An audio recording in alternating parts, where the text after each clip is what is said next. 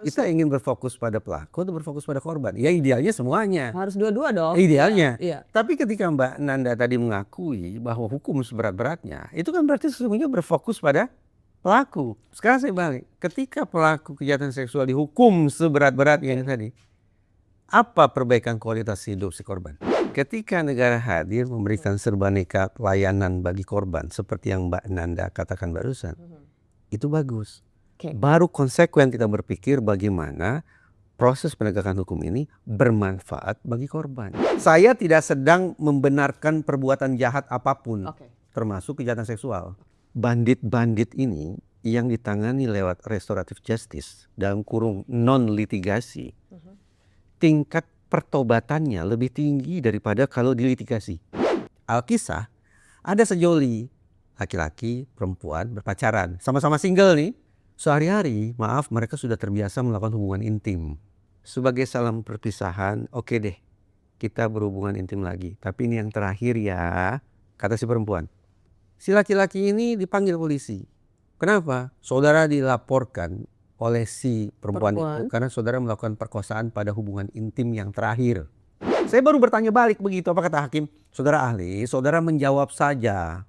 Tugas saudara di ruangannya adalah menjawab. Udah dikatakan begitu. Sebetulnya yang paling bisa diandalkan untuk membongkar kebobrokan, penyimpangan atau apapun di organisasi apapun adalah mengandalkan whistleblower. Mereka yang tahu.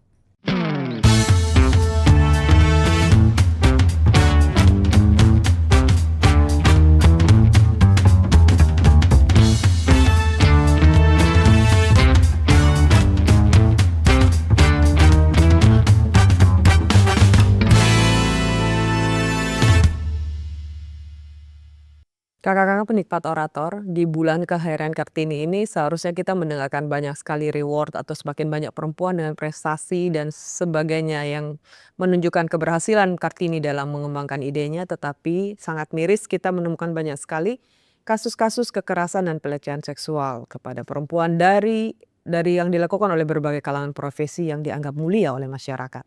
Bersama kita telah hadir seorang psikolog forensik yang sangat terkenal, Kakak Reza Indragiri Amril. Terima kasih, Assalamualaikum. Salam warahmatullahi wabarakatuh. Tentu kalau kita bicara tentang kasus-kasus di Indonesia yang berhubungan dengan forensik tidak lepas dari Kak Reza. Fenomena apa yang sedang terjadi saat ini sehingga kok tidak hanya biasanya kita dengar terjadi di satu desa, di satu kampung, pelosok, orang tua, anak. Sekarang sampai kepada profesi-profesi yang mulia, dokter, dosen, dan sebagainya.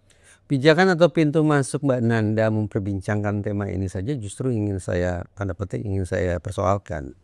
Silakan. Karena seolah menjadikan bulan April, bulan momentum, bulan keramat yang semestinya kita bersih dari kejahatan seksual terhadap kaum Hawa gitu kan. Iya. Saya pikir agak seksis. Iya ya. Bias gitu. Karena kita harus punya keinsafan bahwa pelaku kejahatan seksual bisa laki-laki, bisa perempuan. Korban kejahatan seksual pun bisa perempuan, bisa laki-laki. Jumlahnya, datanya sekian lama ini. Sulit lah bagi kita bicara soal data. Ini jenis kejahatan yang menurut saya sulit dikuantifikasi, diangkakan. Berdasarkan laporan kan bisa. Kita mau bicara insidennya atau jumlah laporannya? Insiden yang dibentukkan dalam laporan sehingga terdeteksi. Sedikit dong. Ya lumayan, 400 ribuan. Sedikit menurut saya. Berarti tidak usah juga didramatisasi. Sebagai korban saya rasa besar itu. Serius atau tidaknya, sesungguhnya bukan pada jumlah laporannya. Tapi seberapa jauh otoritas penegakan hukum menanganinya. Pencegahan? Nah, kalau kita bicara penegakan hukum, ada 4 dimensi, ini makin rumit jadinya. Preemptif, preventif, represif, rehabilitatif. Berarti datanya tidak cukup hanya pada laporan, benar kan? Ayo dong konsekuen berpikir ya. Ada 4 dimensi, berarti kalau kita mau bicara angka sebagai indikator keseriusan masalah ini, tidak cukup hanya angka jumlah laporannya berapa. Kalau sebatas itu gampang mengatasinya. Buang laporannya, hapus datanya dari komputer, dari database, maka kita simpulkan Indonesia aman dari kejahatan seksual. Emangnya semudah itu? Tidak, karena itulah sekali lagi tidak cukup bagi kita hanya dengan berpatokan pada jumlah laporan untuk menilai apakah kita darurat atau tidak darurat. Kalau misalnya bicara secara hukum ya, Ya. de facto kan de jure, ada dua itu ya, hukum de jure. Tapi secara lapangan memang mungkin banyak. Contohnya saya aja yang kecil-kecilan itu banyak sekali mendapat laporan tapi tidak berlanjut ke kepolisian. Tetapi yang di kepolisian pun banyak, 2,6 juta dalam 10 tahun. Itu cukup banyak dalam faktor angka loh untuk korban. Kalau Kakak Reza masih menganggap itu kecil? Saya tidak mengatakan kecil, ya. cuma kita tidak tepat menjadikan angka itu sebagai Parameter. patokan untuk mengatakan Indonesia darurat kejahatan seksual atau tidak darurat kejahatan seksual. Sekarang saya tanya deh.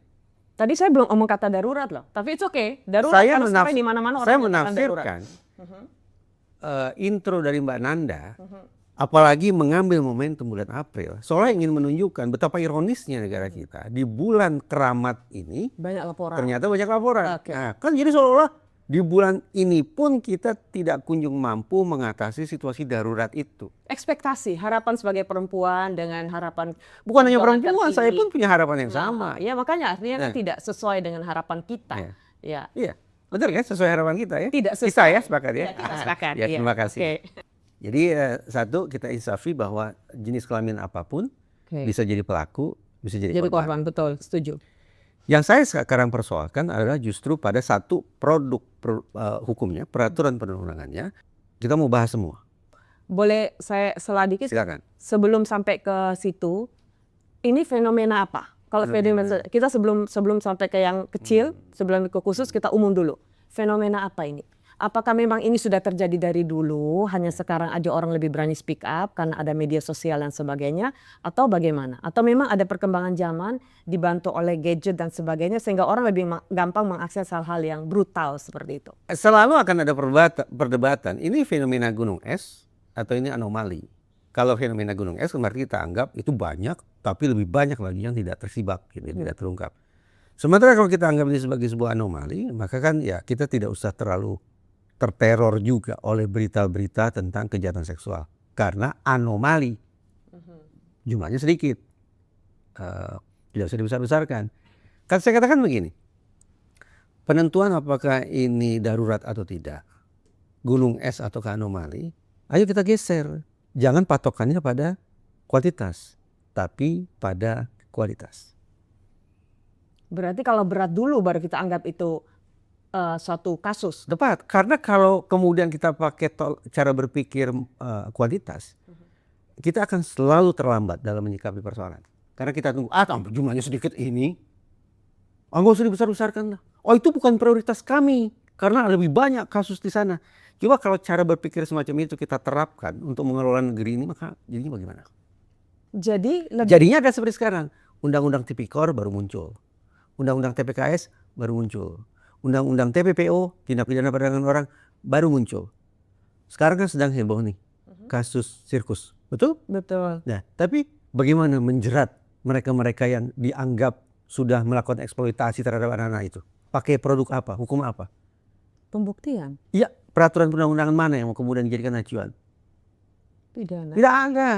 Kenapa? Undang-Undang TPPO, Undang-Undang Perlindungan Anak, baru muncul sekarang-sekarang ini. Dan itu sudah terjadi Dan peraturan perundang-undangan yang saya sebut barusan tidak berlaku surut. Berarti kita berandai-andai. Seandainya lah betul terjadi eksploitasi, penyiksaan terhadap anak dan hukuman apa yang seterusnya. harus diberikan? Kita mau pakai peraturan perundang-undangan apa? Karena tidak berlaku surut. Yang ingin saya katakan, inilah kompleksitas ketika kita pakai cara pikir angka. Tapi kalau kita sejak awal punya keinsafan bahwa eksploitasi terhadap anak itu memunculkan dampak sangat buruk. Perkosaan itu berakibat trauma sepanjang hayat. Tanpa menunggu jumlahnya banyak, kita harus langsung buru-buru pasang pagar pengaman. Tapi tadi saya menangkapnya kalau nggak kualitas, jangan kuantitas, berarti kalau kasusnya kecil abaikan. Bukan begitu maksudnya Kak Reza? Sekali lagi, kecil, besar, banyak, sedikit. Kalau saya lebih pada, karena seorang psikologi, saya harus konsekuen mengatakan, lihat dampak psikologisnya. Jadi tidak semua kasus. Sekarang saya balik, kalau mau bicara angka, Ya. kasus copet banyak tidak? Banyak. Kenapa kita tidak secara sungguh-sungguh serius berpikir, berdiskusi, bersiniar tentang bagaimana menanggulangi copet di Indonesia? Kenapa? Efek. Karena kita menganggap copet itu tidak menyenangkan. tapi efeknya barangkali tidaklah tidak dampak sepanjang itu. berarti benar dong, cara pikirnya harus kita geser. Serius tidak serius, darurat tidak darurat, berat atau tidak berat, tampaknya harus kita tinjau dari sudut pandang psikologisnya, dampak berarti kualitasnya. Itu menurut saya. Ini agak menarik nih, satu pandangan baru tentang kasus-kasus kekerasan dan pelecehan harus dilihat dari kualitasnya. Sementara aktivis perempuan termasuk kami, saya dan teman-teman juga sangat saya tidak menyalahkan itu. Ya. Itu sah-sah saja. Itu kan cara berpikir ya. Cuma sesaat ya, lalu ini saya ingin perlunya menunjukkan, kita bicara ini biar ketemu. Sesaat lalu saya ingin menunjukkan betapa rapuhnya kalau kemudian cara penyikapan kita adalah dengan menunggu jumlah laporan, jumlah insiden dan seterusnya. Ya, kita sih berpijak kepada hukum ya, ketika kita apapun yang kita lakukan kepada korban, bantuan apapun, kalau tidak ada hukuman dari APH, tentu tidak ada efek jerahnya. Itu yang harus. Nah, siapa bilang? Ada tokoh psikologi namanya Bandura, dia katakan begini, kalau hukum positif pidana itu tidak memunculkan efek jerah, Anda akan mekanisme yang lain. Bisa itu sanksi etik, bisa itu sanksi sosial dari masyarakat. Jadi dia bisa menjatuhkan hukuman kepada pelaku, kepada predator termasuk, bukannya hanya APH, bukan hanya otoritas penegakan hukum. Tapi kan itu berefek. Begitu APH bekerja, hukum bekerja, sosial kena, ekonomi kena, semua kena. Yang paling cepat untuk bereaksi sebenarnya siapa? Maksudnya? Otoritas penegakan hukum atau masyarakat? Masyarakat. Yang paling cepat bereaksi mana? Otoritas penegakan hukum atau organisasi? Organisasi. Nah, berarti ayo dong kita buka ruang-ruang kemungkinan Soalnya adanya. ini ada kasus yang sifatnya delik aduan atau delik biasa, sehingga itu kan yang membuat sometimes perlu ada kita menunggu untuk masuk dulu ke ranah pelaporan dan sebagainya. Karena saya balik kemana Mbak Nanda, dari sekian banyak filosofi penghukuman, Mbak Nanda ini mengandung filosofi yang mana? Yang saya katakan, ketika ada seorang predator, pelaku kejahatan seksual, itu pelaku harus diapakan? Dihukum. Hukumnya seperti apa? Sesuai perundang-undangan yang berlaku. Itu klise bahasa, semua orang juga sudah tahu. Filosofis berarti sesuatu yang sesungguhnya Mbak Nanda yang hayati. membuat dia jerah dan membuat korban melihat itu bahwa layak dia mendapat hukuman itu. Berarti dan semua hukumannya harus seperti apa? Ya seberat-berat. Seberat-beratnya, benar kan dugaan saya. Kita hidup di abad sekarang, tapi memang pada dasarnya kita masih punya pola mindset yang retributif. Itu juga nggak proporsional. Kita ingin berfokus pada pelaku atau berfokus pada korban? Ya idealnya semuanya. Harus dua-dua dong. Idealnya. Ya. Tapi ketika Mbak Nanda tadi mengakui bahwa hukum seberat-beratnya, itu kan berarti sesungguhnya berfokus pada pelaku. Loh, tapi berefek dong kepada korban. Korban kan merasa dia mendapat sesuatu yang harus dia dapatkan. Artinya ada sisi kepuasan dari korban bahwa apa yang dia lakukan pada saya dibayar oleh negara. Sekarang saya balik, ketika pelaku kejahatan seksual dihukum seberat-beratnya tadi, apa perbaikan kualitas hidup si korban yang diperoleh? Apa coba? Tentu korban merasa bahwa apa yang dilakukan dia mendapat balasan dari negara. Negara bertindak untuk dia. Tentu saja dia senang loh sebagai warga negara. Negara bertindak untuk dia. Kualitas hidup dia membaik tidak? Minimal kita bicara itu dulu bahwa korban korban merasa bahwa negara ada pada pihak dia. Oke. Iya dong. Ya, anggaplah demikian. Sekarang kita bicara real. Kan begini, hukum itu kan berfungsi sebagai alat social engineering kan, sebuah rekayasa sosial untuk mengubah situasi sosial yang tidak ideal menjadi lebih ideal. Sepakat ya? Sepakat. Nah, sekarang saya tanya, situasi ideal apa yang dialami oleh korban ketika pelaku dihukum seberat-beratnya? Pertama, seperti saya bilang, negara ada pada dia. Kedua, negara harus ada juga pada dia dari bentuk yang lain, tidak harus dari aparat penegak hukum. Simbolik semua itu. Sosial enggak. Jadi sekarang ini ada satu kasus di Malang ya yang sedang ditangani oleh dinas sosial. Ya, sedang anak ini korban sedang berada di safe house. Ya, artinya kan ada negara juga di situ. Pelaku dihukum 8 tahun. Ya, anak ini lagi di safe house yang sekarang sedang diupayakan untuk ditaruh di satu tempat yang baik buat dia, ya, seperti itu. Jadi artinya bukan tidak ada efek ketika APH bekerja baik kepada korban. Pelaku dihukum aja itu udah sesuatu yang baik buat korban dan masyarakat. Ketika negara hadir memberikan serbaneka pelayanan bagi korban seperti yang Mbak Nanda katakan barusan, itu bagus. Baru konsekuen kita berpikir bagaimana proses penegakan hukum ini bermanfaat bagi korban. Itu benar dong. Tidak ada hubungannya dengan menjatuhkan hukuman seberat-beratnya kepada pelaku. Nah, terus gimana dong? APH harus apa dong? APH saja. harus memperjuangkan restitusi sebesar-besarnya bagi korban. Itu dia mindsetnya. Sampai ke sana. Iya. Oke.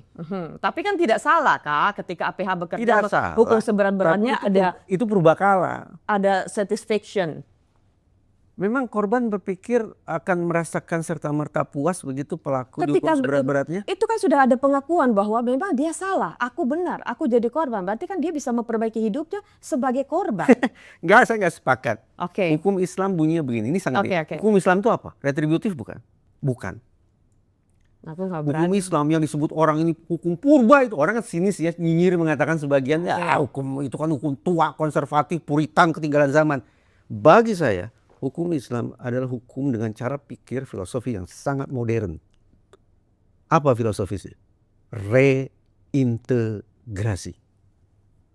Kenapa saya mengatakan filosofi Islam itu reintegrasi, bukan retributif? Tolong kalimat ini jangan dipotong nih. Jangan dipotong. Dan dipotong lah. Dipotong. Enggak, kita nggak pernah motong kok, tenang Kak. Dalam hukum Islam ada kisas kan ya? Iya. Seseorang yang membunuh, dibunuh. Selesai? Belum, itu baru koma.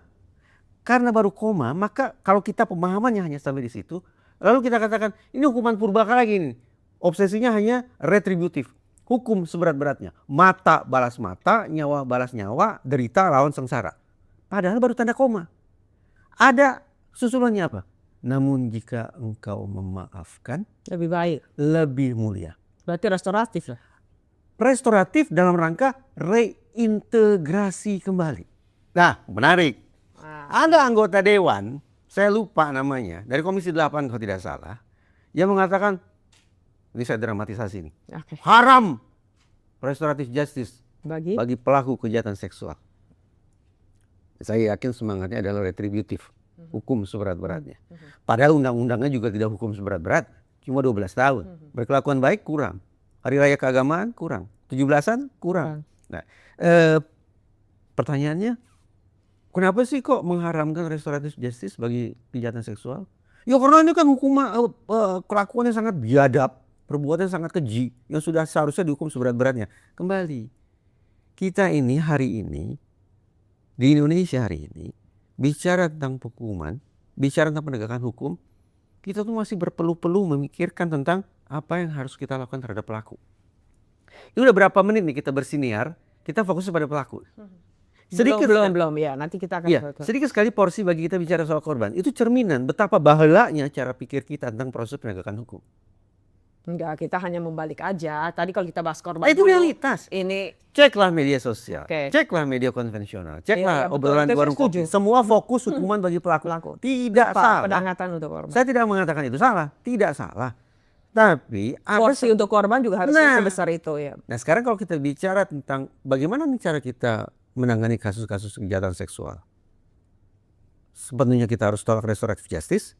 Sekarang kita bicara hasil riset. Begini Mbak Nanda, ada sejumlah manfaat yang diperoleh lewat restoratif justice. Jangan antipati dulu ya. Belum, enggak. Ini pemirsa jangan a priori dulu nih. Penyimak. Saya tidak sedang membenarkan perbuatan jahat apapun, termasuk kejahatan seksual. Saya tidak sedang membenarkan perbuatan pelaku, tidak. Tapi sekarang saya mencoba, kayaknya kita harus bekerja lebih konkret, terutama bagi siapa? Bagi korban. Terutama bagi korban. Pertama, manfaat restoratif justice bagi pelaku. Dari riset diketahui, bandit-bandit ini yang ditangani lewat restoratif justice dalam kurung non-litigasi, tingkat pertobatannya lebih tinggi daripada kalau dilitigasi. Dengan demikian, karena pertobatannya lebih tinggi, residivismenya lebih rendah. Kita ringkas, kita sederhanakan. Para bromocorah ini yang kemudian ditangani lewat restoratif justice, kemungkinan mereka akan mengulangi perbuatannya akan lebih rendah ketimbang mereka kita bawa ke proses penyidikan, penuntutan, persidangan, masuk penjara. Ini data? Ini data ini hasil riset ini. Satu, betapa mudaratnya restoratif justice bagi pelaku. Kita pindah. Restoratif justice ada tidak manfaatnya bagi korban? Semua kita ramban bagi korban. Sesaat lalu kan saya mengajak kita berpikir tentang restitusi ya, ganti rugi bagi korban. Risetnya menyimpulkan kesepakatan untuk restitusi dan cairnya restitusi, peluangnya lebih tinggi kalau lewat restoratif justice daripada lewat litigasi. Karena obrolnya dari hati ke hati. Oke. Manfaat bagi korban? Manfaat ya bagi korbannya. 2, 3. Manfaat bagi keluarga. Maaf, ini kan jenis kejahatan yang sudah jatuh tertimpa tangga pula. Begitu diketahui oleh khalayak, habis korban. Bukannya kita berempati, kita anggap dia kotor, hina-dina, diputus, dicerai dan segala macam. Lewat restoratif justice, tidak tersebar. Aib itu bisa dicegah. Karena tidak disebar kemana-mana. Tidak, no viral, no justice. Tidak ada jumpa pers dari teman-teman polisi tentang kejahatan seksual. Itu manfaat bagi keluarga. Terakhir, manfaat bagi negara. Anggaran penyelesaian kasus hukum lewat restoratif justice jauh lebih efisien ketimbang litigasi. Ini Presiden Prabowo kan hashtagnya efisiensi anggaran ya. Berarti paripurna kan? 3. Pelaku, korban, keluarga, negara. Kita juga. Alhasil, benar tidak kita harus tutup pintu serapat-rapatnya terhadap wacana apa yang tidak, narasi apa yang tidak, terhadap narasi restoratif justice untuk menyelesaikan kasus kejahatan seksual. Haruskah kita tutup rapat-rapat ruang diskusi itu? Tidak dong. Tadi kakak boleh kak? Tadi kakak kan bilang bahwa dari akses pelaku, riset mengatakan bahwa restoratif justice jauh lebih efektif menekan angka pengulangan daripada litigasi. Itu riset dari mana? Waduh, percayalah. Yang saya katakan kalau saya sudah pakai kata riset itu tinggal di browsing aja, tinggal dicari aja. Itu berarti kan artinya apa itu risetnya on and on, karena biasanya kalau sudah jadi, itu saya paham karena ada unsur culture kita di situ yang kita malu, ini faktor-faktor besar malu. Tetapi kakak melihat nggak dari unsur-unsur seperti itu ada pembelajaran kepada publik dan masyarakat? Probably pelaku ini dia tobat, tetapi kejahatan ini berlangsung lebih banyak kepada orang banyak. Iya, kita harus bersepakat setiap pendekatan pasti ada plus minusnya. Karena itu kita buka dulu yuk, walaupun sedikit, ruang untuk bernarasi itu. Aku contohkan gini, kasus di Malang. Dokter yang melecehkan pasien, 3 tahun yang lalu. Begitu ada pembicaraan nasional, dia berani bersuara. Siapa dia itu? Korban. Dalam hal ini korban, ini sudah melaporkan ke kepolisian. Setelah dia bersuara, ada 3 lagi yang bersuara.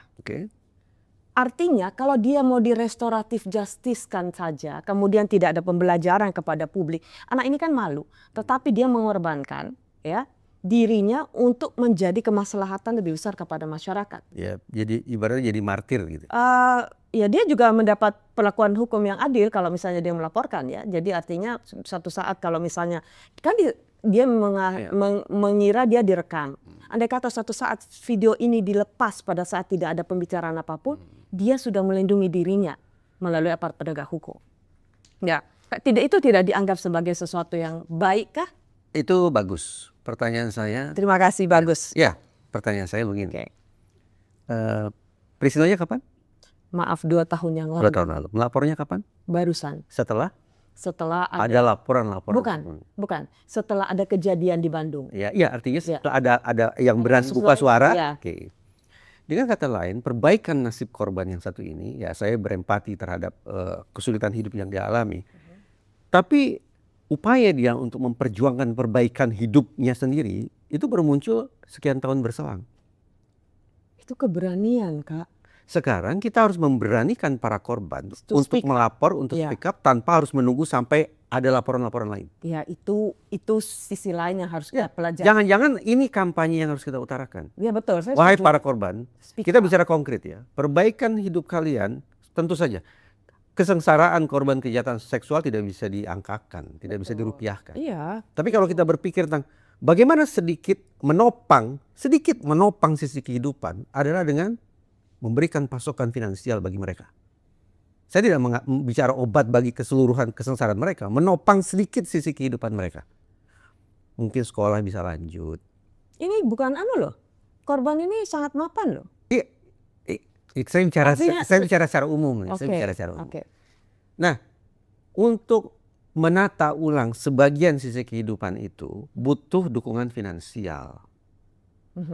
Untuk yang middle low economy. Ya, nah dukungan finansial ini sekali lagi, sebagaimana saya katakan tadi, kesepakatan dan cairnya restitusi ganti rugi Dari pelaku. itu lebih besar ketika kesepakatan itu dicapai lewat restoratif justice ketimbang lewat litigasi.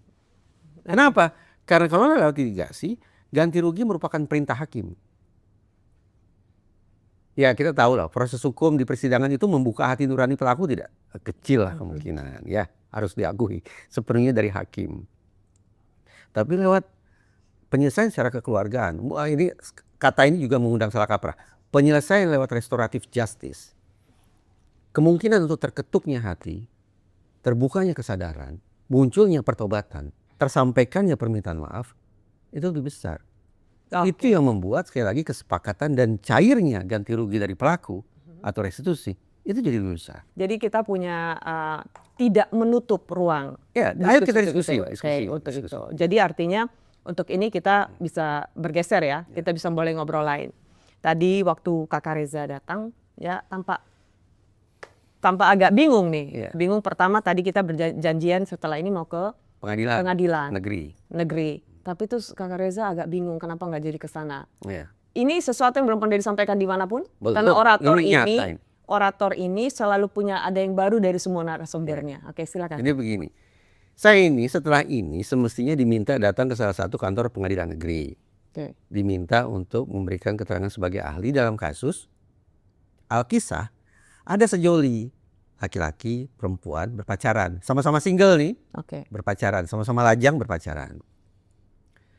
Sehari-hari, maaf, mereka sudah terbiasa melakukan hubungan intim. Lalu si perempuan ini mau putus, si laki-laki menolak. Akhirnya, yaudah ini deh. Tidak pakai ancaman. Sebagai salam perpisahan, oke deh, kita berhubungan intim lagi. Tapi ini yang terakhir ya, kata si perempuan. Itu ya situasinya. Selesai mereka melakukan hubungan intim terakhir itu tidak ada komunikasi. Sekian lama. Sampai sekonyong-konyong si laki-laki ini dipanggil polisi. Kenapa? Saudara dilaporkan oleh si perempuan itu karena saudara melakukan perkosaan pada hubungan intim yang terakhir. Pada hubungan intim terakhir yang ya ini salah perpisahan ini itu dianggap atau diklaim oleh si perempuan sebagai paksaan. Paksaan, kan? Saya udah duga nih, pasti keluar kata paksaan dalam kurung. Karena pemerkosaan kan? Ini masalah konsen ya, masalah konsen. Saya berpikir ulang untuk datang ke persidangan itu. Kenapa? Jadi tadinya mau datang. Tadinya mau datang, tapi di kereta, saya naik kendaraan umum. Di kereta itu saya berpikir saya akan hadir dalam sebuah persidangan dan lalu lintas pemeriksaan atau tanya jawab ini akan menjadi sebuah tanya jawab yang amoral. Kenapa menjadi tanya jawab yang amoral? Karena mengubek-ubek peraturan perundang-undangan yang menurut saya juga beberapa pasalnya amoral. Yaitu pasal-pasal terkait pidana kekerasan seksual. Di dalam undang-undang TPKS, mereka punya hukum itu hidup dengan alam berpikir mereka yang menurut saya bertentangan dengan hukum yang hidup di tengah masyarakat. Apa yang saya maksud? Saya mundur ya. Mbak Nanda, kalau di kampung kita ada anak kos, masih single, pacaran, terus mereka melakukan perbuatan tidak senonoh di kamar kos, apa yang terjadi? Digerebek warga. Digerebek, diusir, diarak, ditelanjangi dan seterusnya. Kita katakan mereka sudah melakukan perzinaan. Betul ya? Betul. Ada tidak pasal perzinahan dalam KUHP? Ada. Tapi perzinahan dalam KUHP definisinya adalah ketika hubungan seks itu dilakukan oleh baik salah satu maupun kedua pihak sudah menikah. Berarti kalau sesama lajang tidak menikah, lalu melakukan hubungan intim di luar nikah, tidak bisa disebut melakukan perzinahan berdasarkan KUHP. Masyarakat marah, itu zina. Enggak. Zina tidak. Zina, kata siapa? Masyarakat ini sejak ratusan tahun silam, agama masyarakat, sosial budaya masyarakat menganggap itu zina. Kita katakan hukum positif tidak demikian. Perzinahan hanya bisa dikenakan kepada mereka yang Salah satu atau dua-duanya. atau kedua-duanya sudah nikah. Kalau dua-duanya masih lajang, tidak bisa dikenakan pasal perzinahan. Jadi ketika tadi masyarakat marah, menelanjangi, menggerbek, mengarak, yang pidana siapa? Masyarakat. Dua pelaku zina itu, kita sebut pelaku zina itu apa? Pakai pakaian, busana, lenggak kangkung mereka. Ini artinya apa? Definisi perzinahan yang sudah berurat akar di masyarakat sekian ratus tahun lamanya Katakan oleh tidak tercermin dalam hukum positif kita. Amoral nggak? Amoral. Nah sekarang nanti ini saya akan diperiksa untuk mengatakan ini perkosaan tidak, yang berkutat pada konsen. Kenapa kakak nggak pisahkan aja ini faktor perzinahan mereka itu di luar konteks yang diminta kepada kakak? Kan ujung-ujungnya ini mengatakan gini. Jadi ini si laki-laki memerkosa si perempuan tidak? Maka jawaban undang-undangnya adalah begini. Sepanjang di antara mereka ada consent, ada persetujuan, maka perkosaan Tidak. Bukan. Dalam bahasa kekinian, apakah si laki-laki ini sudah melakukan kekerasan seksual terhadap si perempuan? Jawabannya, sepanjang ada konsen bukan kekerasan seksual, titik. Pidana? Tidak. Lalu ketok palu, no case. Bubar proses penegakan hukum. Dan saya turut berkontribusi bagi terhentinya proses pertanggungjawaban yang semestinya dikenakan kepada orang-orang sudah melakukan perbuatan amoral itu. Kenapa? Mereka tidak bisa dijerat dengan pasal pidana. Karena mereka berdua masih lajang. Jadi hanya bisa ketika pasal pemerkosaan ini yang dilaporkan dan diproses. Syaratnya, tanda petik syaratnya, salah satu atau kedua orang yang pacaran itu sudah menikah. Baru ada yang mengadu pakai pasal perzinahan. Tapi kalau ini kan mengadu dengan pasal perkosaan. Iya, si perempuan merasa diperkosa pada hubungan intim terakhir mereka. Padahal dia mengatakan, ini kan saya dapat versinya dari pihak-pihak yang berperkara ya, dari pihak yang laki-laki. Dia katakan kurang lebih baiklah atau oke, tapi ini yang terakhir ya. Berarti dalam kacamata kakak ini bersepakat. Dia memberikan konsen. Memang tidak perlu kamu tuntut dong. Memang ada terms and conditions apply gitu ya, ada terms and conditions apply. Tapi pada prakteknya dia memberikan consent. Consent itu apa? Pemaknanya dua, agreement atau permission. Persetujuan atau izin bagi terjadinya suatu perbuatan. Dia memberikan izin bagi terjadinya hubungan intim yang terakhir kalinya.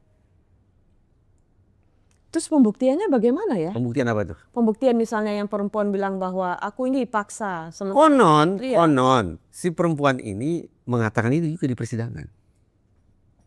Tanpa ada pembuktian lain, hanya pengakuan korban saja. Ini tadi saya katakan, hubungan intim itu terjadinya kapan? Berselang waktu kemudian baru dilapor ke polisi. Ya kita bisa bayangkan. Maaf, alat bukti apapun sudah raib lah itu. Oke, untuk kasus ini kami memberikan kesempatan kepada Kakak Reza untuk menentukan langkahnya. Karena itu saya pribadi, sejak dulu sebenarnya saya menganggap sejumlah pasal di dalam undang-undang TPKS ini bermasalah.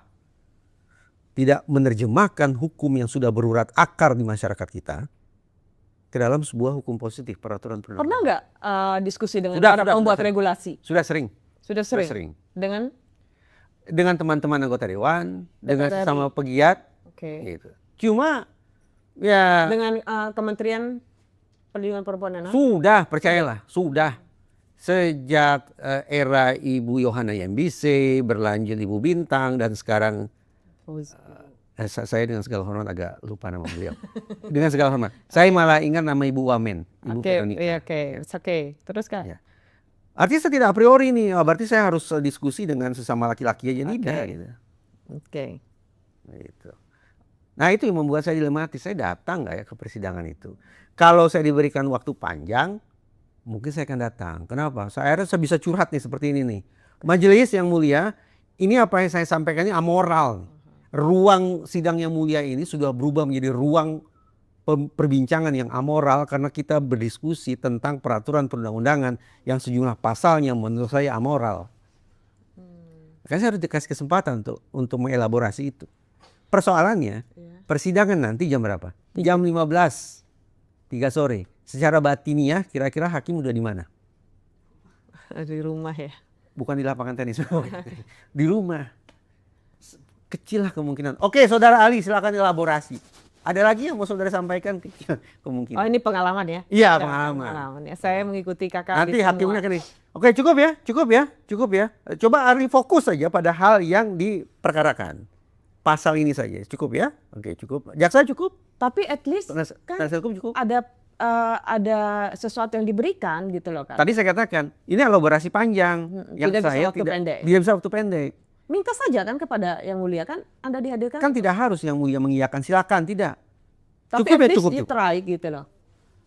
Saya harus berhitung, kan saya ke sana pakai transport. Oke. Waktu, segala macam. Memungkinkan nggak ya? Kalau kira-kira nanti saya hanya sebatas berkutat pada ada tidaknya konsen, betapa hati nurani saya tidak tersampaikan. Saya seolah terperangkap dalam sebuah diskusi tentang Diminta aja Kak sebelum mulai tanya, saya diberi waktu agak lama atau tidak? Jika saya tidak lama maka jawaban saya akan sangat parsial sehingga tidak utuh, tidak komprehensif. begini, Boleh nggak? saudara. Saya nggak pernah jadi saksi ahli nih. Saya pernah jadi ahli di Pengadilan Negeri Surabaya. Oke. Jadi saya ditanya. Pertanyaan pertama. Butuh waktu berapa lama? Pertanyaan pertama belum saya jawab. Karena Oke. saya tanya dulu, ini korbannya anak-anak atau dewasa? Saya baru bertanya balik begitu. Apa kata hakim? Saudara ahli, saudara menjawab saja. Tugas saudara di ruangannya adalah menjawab. Oke. Udah dikatakan begitu. Padahal persidangan pagi jam 10 di Surabaya. Ini persidangan jam 15 sore. Tapi bisa dimulai dengan jangan pertanyaan itu, tanya aja. Saya dikasih waktu berapa lama? Di situ baru kakak membuat satu keputusan. Artinya Kalau udah ada di sana mau buat keputusan apa lagi? Artinya terlalu singkat waktunya, tidak cukup untuk saya menjelaskan secara utuh begitu. Kalau- Ini masukan aja Ya, supaya kakak nggak bingung. kalau mau komprehensif, utuh dan bisa dijadikan sebagai sebuah referensi, paling ideal affidavit tertulis. Tertulis. Tapi kan hukum acaranya berbunyi keterangan ahli yang disimak adalah yang disampaikan di persidangan. Oke. Walaupun sebelum penyampaian di persidangan itu bisa dalam bentuk lisan maupun tulisan sebetulnya menurut saya gitu. Oke, Kak, semoga dapat jawaban yang terbaik. Iya. Tapi Kak Reza kembali lagi ke fenomena yang belakangan ini terjadi. Kakak sempat menyampaikan kepada salah satu di satu media bahwa sebaiknya kejadian-kejadian seperti yang terjadi pada dokter dan sebagainya itu ada whistleblower dari dalam dan sebagainya. iya. Itu apakah mungkin senyampang kita tahu bahwa janji sumpah dokter mereka itu sangat kuat sekali dan sebagainya? Pertama, ini adalah kejahatan yang terjadi dalam ruang tertutup, betul ya? Ini kan Bukan secara umum ini kejahatan di ruang tertutup. Kecuali perkosaan massal gitu, seperti yang terjadi di Serbia gitu. Ini tertutup, itu satu. Yang kedua, saya berbicara tentang hal ihwal itu dalam konteks kejahatan seksual yang diduga dilakukan oleh oknum dokter. Oke. Dokter, profesi, sejawat, organisasi. Saya punya alasan untuk khawatir.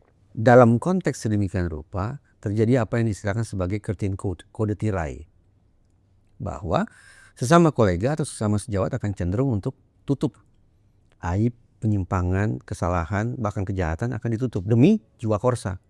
Keberadaan kita ini harus ditandai oleh kekompakan. Kekompakan berarti keseragaman. Berarti jangan ada yang beda, jangan ada yang buka suara. Nah, itu yang menyebabkan mengandalkan laporan kecil kemungkinannya. Audit juga kecil kemungkinannya. Besok audit, malam ini kita lembur. Berbenah, memperbaiki semua hal agar tidak jadi temuan. Itu kan biasa terjadi audit kan. Prepare. Ya, jadi apa yang paling bisa diandalkan? Studi juga mengatakan sebetulnya yang paling bisa diandalkan untuk membongkar kebobrokan, penyimpangan atau apapun di organisasi apapun adalah mengandalkan whistleblower. Mereka yang tahu. Mungkinkah? Soalnya dari nadanya terkesan pesimis apa optimis kan bisa terbaca. Mungkin. Kalau saya mendorong. otoritas organisasi profesi yang Itu menyentuh nurani mereka. iya. Jadi whistleblower. Saya suatu ketika berkesempatan tukar pikiran dengan Ketua Umum Ikatan Dokter Indonesia, Oke. Dr. Slamet. Alih-alih menggunakan asumsi gunung es, beliau katakan ini anomali kok. Anomali karena jumlah sedikit. Karena sedikit berarti jumlah dokter yang baik membludak. Oke. Lah, yang membludak ini kenapa kemudian jadi bisu? Yang dokter-dokter baik yang kita hormati yang jumlahnya sangat banyak itu buka suara dong. Toh yang keblinger itu hanya sedikit. Ya, oknum. Iya, oknum sedikit kan. Iya. Ya buka suara dong. Whistleblower sebenarnya bisa kita andalkan dong. Kecuali isinya semua kebanyakan orang jahat, barulah bagaimana kita bisa harapkan whistleblower. Loh ini banyak Banyak yang baik. iya, oknum dokter yang melakukan kejahatan seksual terhadap pasiennya, kata Ketua Umum Ikatan Dokter Indonesia, Dr. Slamet, itu anomali. Sedikit kan, berarti saya pahami kata anomali itu sedikit. Berarti sebenarnya baik ya kalau mereka berbicara, artinya publik pun akan merasa bahwa Nah, tidak pernah tidak menyembunyikan sesuatu yang busuk di iya, tempat mereka. iya. Saya membahasakannya, ayo kita bikin demarkasi nih. Dokter-dokter yang baik kita muliakan, kita doakan, dan seterusnya lah. Dokter-dokter yang jahat, Iya dong. ya Ya. kita tendang dari organisasi. Saya juga sempat dihubungi beberapa teman dokter bahwa itu kan perbuatan oknum, tetapi efeknya kena ke kami-kami juga, bahkan sampai ke sistem pendidikan dan sebagainya di ini. Ya, jadi whistleblower harus dari dalam itu perlu ya, sehingga menyeimbangkan pemikiran Karena mereka yang tahu. masyarakat ya. Dengan asumsi mereka yang tahu penyimpangan-penyimpangan, apapun itu, dianjurkan oleh sejawat mereka. Kenapa sih pengen jadi psikolog forensik? Hmm, Konon katanya kakak yang pertama nih master psikolog forensik. katanya begitu, saya nggak tahu. Ya tinggal dibuktikan lewat ijazah aja nih. Tentang kenapa kok mau jadi psikolog forensik itu? Itu kan sesuatu yang masih belum familiar at the time. Ya, awalnya saya berpikir gini ya, dengan segala hormat saya ke teman-teman aparat penegak hukum ya, termasuk ke teman-teman sarjana hukum. Mereka ini kan mengurusi problematika hidup manusia. Iya. Tapi saya pernah bertanya, ketika teman-teman ambil sarjana hukum, belajar tentang manusianya, tentang psikologi manusianya, tentang perbuatan jahatnya, tentang pikiran jahatnya, berarti bicara tentang mens rea Mens dan rea, iya. actus reusnya, Oke. itu berapa semester? Atau mereka sangat sedikit, sekitar 2 SKS atau berapa? Berarti selebihnya mungkin ya belajar yang lain ya, belajar tentang norma mungkin ya. Bagaimana Tidak kemudian? Iya, bagaimana kemudian hukum tidak usah memecahkan persoalan, mendudukkan masalah hukum tanpa menihilkan dimensi kemanusiaannya. Itu menjadi isu besar jadi. Nah, saya justru penasaran di situ. Bagaimana hukum dan psikologi itu bisa berintegrasi lah katakanlah. Nah, psikologi forensik definisinya begitu. Hukum dan psikologi atau dibalik, psikologi dan hukum. Oke. Sejak itu selalu ada di balik semua kasus besar. Ada namanya Reza Indragiri Amri. Pihak yang berpandangan positif menganggap ini sebuah enlightenment, pencerahan. Iya ya, logika hukum kami belum sampai ke sana sebelumnya. Tapi mereka yang sinis akan negatif akan mengatakan ini, Anda itu hanya mempersulit. Ada yang berpikir Ada, saya pernah dimarahi kok, serius di dalam salah satu. Kan beda, bidang keahliannya berbeda. Harusnya menjadi sesuatu betul enlightenment. Perspektif tentang kemanusiaan ini, perspektif tentang psikologi ini justru mempersulit mereka ketika ingin mengambil keputusan. Gaya ruwet. Jadi ruwet gitu. Kita itu kan hidup ini. Padahal memberi sesuatu yang baru ya. Akhirnya jadi keputusanmu itu. Agar didudukkan pada tempat yang semestinya kan begitu semestinya. Ya. Tapi ya kan kecenderungan manusia kan mencari jalan yang sederhana. Parsimoni. Kalau ada yang mudah kenapa cari yang susah ya. Tapi untuk nasib seseorang tentu tidak sesimpel itu ya. Tepat. I've been there. Nah. Jadi oke. Jadi mau tukar dulu kita. Enggak. Jadi tadi di awal-awal itu saya sampai lupa. Sebenarnya saya ini narasumber apa host ini diserang-serang sama Kakak Reza. Sebetulnya levelnya level host. Saya memang host sekarang ini. Jadi level narsum maksud saya. Jadi nanti kita bisa berbalik. Tapi podcast yang menarik adalah yang seperti ini. Kita membangun satu diskusi yang memberi enlightenment kepada penikmat-penikmat kita. Kakak Reza, satu juga yang saya lihat bahwa kakak selalu kritis, to the point, bicara itu kayak nggak ada takutnya gitu ya. Ada juga. Ada takutnya. Apa? Pernah diteror atau bagaimana? Dua-duanya saya udah, baik dengan iming-iming yang sesuatu yang Bisa menyenangkan sudah, sesuatu yang menakutkan sudah. Sudah ya. Jadi Tapi insya Allah istiqomah. Oke, good then. Nah, saya pengen lihat begini, dengan segala macam keilmuan yang ada ya, berbicara di ruang-ruang sidang, disaksikan oleh Yang Mulia. Kemudian ide-ide itu apakah selalu terpakai atau sering tidak terpakai? Kalau bicara sering, terus terang lagi-lagi bicara angka ya, saya tidak bisa menakar gitu. Tetapi begini saja, Artinya indikator katakanlah, aja deh, oke. indikator. Akhirnya psikologi forensik itu kan psikologi yang menjadi supporting system ya untuk hukum. Jadi saya dengan segala kerendahan hati memposisikan psikologi sebagai kami ini mendukung loh ya, mendukung saudara-saudara. Cara saya menjawab Mbak Nanda begini, Polri pernah melibatkan saya sebagai Konsultan. konsultan. Oke. Di samping juga penanganan langsung sejumlah kasus hukum mereka. Mahkamah Agung, Oke. alhamdulillah sampai sekarang saya masih diberikan kesempatan untuk mengisi sejumlah materi di Mega Mendung. KPK Tempo-Tempo juga mengundang saya untuk hadir dalam sejumlah kasus atau sejumlah isu. Mana lagi? Pemasyarakatan? Pemasyarakatan? Bentar, pemasyarakatan. Kumham dulu ya. Betul. Sekarang jadi kementerian sendiri. Juga memberikan saya ruang. PIK ya? Ya dulu di PTI kan, Polri kan lagi. Ya. Yang memang sangat sedikit adalah kejaksaan.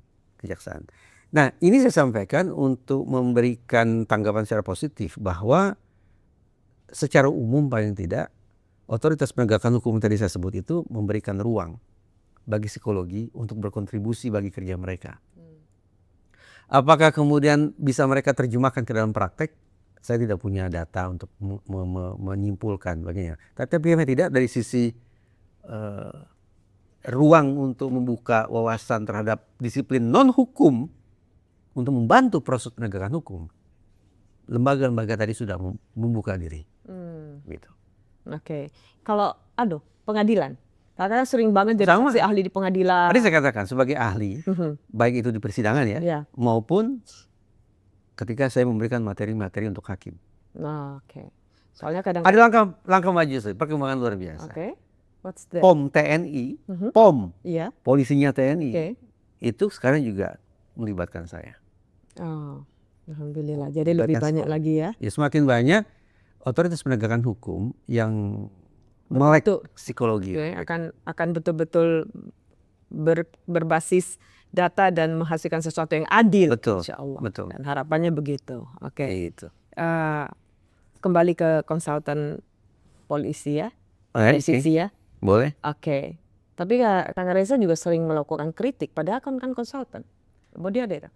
Iya. Nanti menjadi konsultannya tidak berhasil atau bagaimana ini? Oh, saya sebagai konsultan ya istiqomah kan. Satu, saya tidak mengirim surat atau tidak diambil apa yang saya tidak mengirim surat lamaran, jadi saya tidak dalam posisi meminta jabatan. Jabatan ini. Tapi mereka minta. Kenapa mereka minta? Ya saya tafsirkan secara positif, mereka punya keinsafan, perlu orang ini lah gitu untuk membantu. Itu satu. Yang kedua, ada hasil nggak dari konsultan itu kepada terukur nggak ya? Sekian banyak isu, saya meraba rasakan ini kok langkah yang diambil oleh Polri mirip-mirip dengan masukan yang pernah saya sampaikan. Apakah itu kebetulan belaka atau karena memang mereka baca dan mereka jadikan sebagai opsi dalam membuat kebijakan? Saya tidak bisa ukur itu. Tapi kok sekian banyak isu mirip-mirip ya? Kalau saya sebagai orang luar mungkin melihat bahwa memang fungsinya konsultan kan seperti itu. Jadi kita anggap aja mereka mengambil yang apa disampaikan oleh konsultan. Tetapi tetap ya kalau misalnya dianggap tidak sesuai dengan yang seharusnya, kritik tetap. Tugas saya, argo saya, maksud saya argo pahalanya gitu, adalah ketika saya dengan penuh rasa tanggung jawab menyampaikan pendapat saya berbasis ilmu pengetahuan sejernih mungkin. Stop sampai di situ. Maka honor dari Allah Subhanahu wa Ta'ala-nya cair pada saat itu. Oke ya. Aduh, ini dalam nih. Oke, Kakak Reza, menarik sekali ngobrolnya. Saya akan banyak mengundang lagi nih kayaknya. Mudah-mudahan bisa ketemu lagi. Iya, insya Allah. Karena bicara tentang forensik ini kan tidak pernah berhenti. Ada saja kasus yang perlu. Oke, kakak-kakak penikmat orator, seru ya kali ini. Tidak seperti biasanya. Ya memang kita akan mendapat banyak kita sudah mendapat banyak pencerahan dari narasumber kita kali ini. Semoga menjadi insight bagi semua penikmat orator dan semakin baik ke depannya penanganannya. Mudah-mudahan bisa bertemu di lain waktu. Sampai jumpa.